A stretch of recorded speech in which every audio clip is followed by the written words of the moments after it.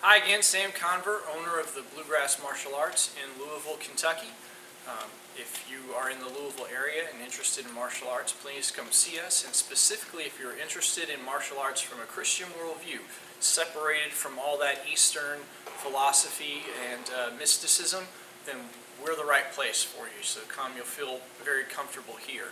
At the Bluegrass Martial Arts Academy, we spend most of our time being very, very active. There's a lot of material I attempt to get through with all the classes, so there isn't time to spend the amount of time I would like to into some of the devotional side, into some of our process of being both scholars as well as warriors. Well, we spend a lot of time working on the warrior stuff and not as much on the scholar, just because there's not the time to do it. So part of the reason for this webpage, Wisdom and Action, is to address some of that, to address the scholarship part of all this. So as we go about doing that, what we're going to do is sort of tiptoe or walk through the Bible, through the gospel story of Jesus. And the process of doing that, we're going to look at all four gospels in what we call a gospel harmony, where we see each one of the four and we set them against each other and see that they're very, very coherent in everything they say. But what we're trying to do is draw a chronology of the ministry of Jesus from beginning to end. What was the order of the events that happened, to the best of our ability to draw out this chronology from the sources that we have.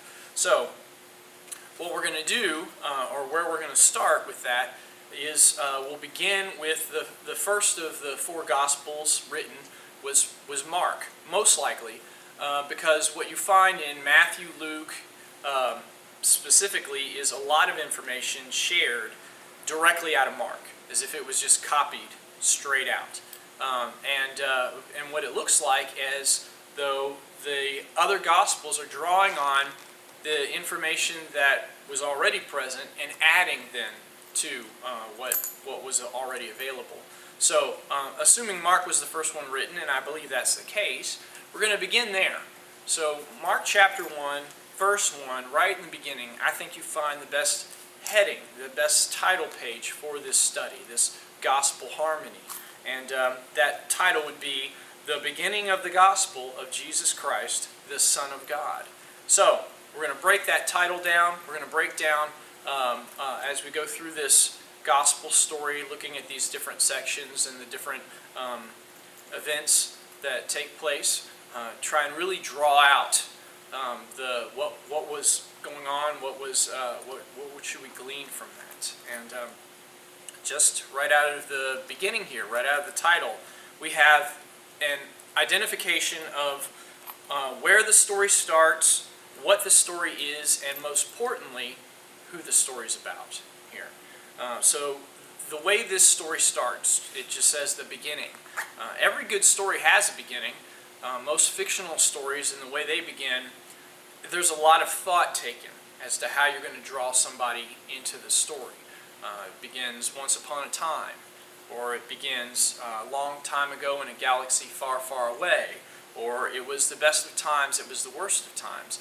Great epics, great fictional epics, have a catch right there in the beginning, a great way to start drawing you into their world, draw you into their fantasy, and how that story begins is very important. It only comes after the authors spent a lot of time deciding deliberately what words they want to use to engage their audience and bring them into that world. But the gospel, specifically this first one, doesn't begin like a fictional story. It doesn't need a fancy opening. It reads almost more like an eyewitness account or a news report process. So the way it starts is just, this is how it started. This is how it began.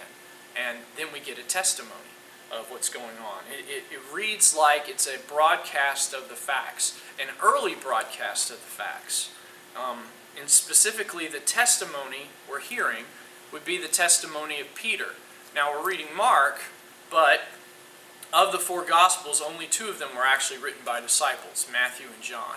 So Mark's not a disciple, Luke's not a disciple, but they both interviewed eyewitnesses. They're early Christians who followed, studied, and interviewed the early Christian, the eyewitnesses and the apostles to get these stories for us and have written them down. In Mark's case, where his actual Christian story begins, his actual service, is he started on mission initially. So he was following Paul. In Acts chapter 13, we read about Mark and his commission for missionary work with Paul and Barnabas, one of the early missionary journeys. Things don't go too well on the mission. By chapter 15, verse 38, we read where Paul and Barnabas are about to start a second mission, or another mission, and there's a dispute as to whether Mark can join them, because at some point in the process of the earlier mission, he jumped ship, and Paul doesn't want to bring Mark along, doesn't believe he has the discipline to do mission work at this point. So Mark is essentially fired from mission work, and at that point he goes back to Jerusalem, and there in Jerusalem Paul is actually the bishop of the church there, and he will be Paul's assistant.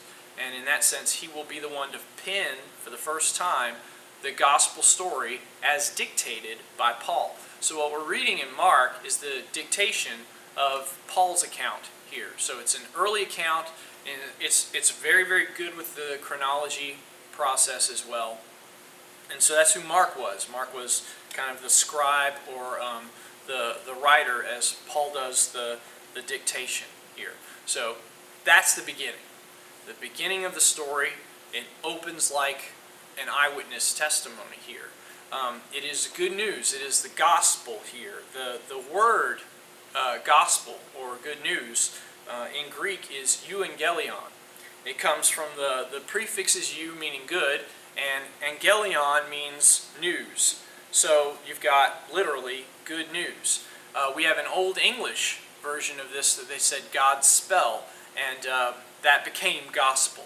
So that's where we get our word gospel from the Old English, but it all comes from the Greek euangelion, meaning good news. So it's a report of actual events, where the point is not that the end of the story will be good. We're not necessarily pushing towards a happy ending, though there is a happy ending in the sense that all the Gospels end with the resurrection of Jesus Christ. But that's not the good that we're supposed to glean from the Gospels, that we're necessarily going for a happy ending. It's more about that the good is in the promises that we receive. The good is in the history when we accept the truths that come from the Gospels. And the good is in the hope that we have in that we are playing a part in the story that God is writing through time. The process of history is always His story. So we play a part in His story.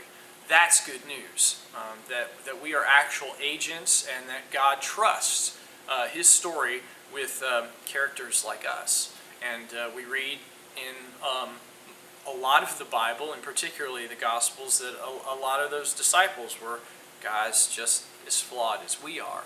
And God uses people, flawed people, to do very, very good things. So that's the gospel, that's the good news. And that's our introduction, right? Finally, what is this story about? It is the beginning of the gospel of Jesus Christ. Jesus Christ, Christ meaning anointed one, the Messiah. This is the report. This is the report of His story.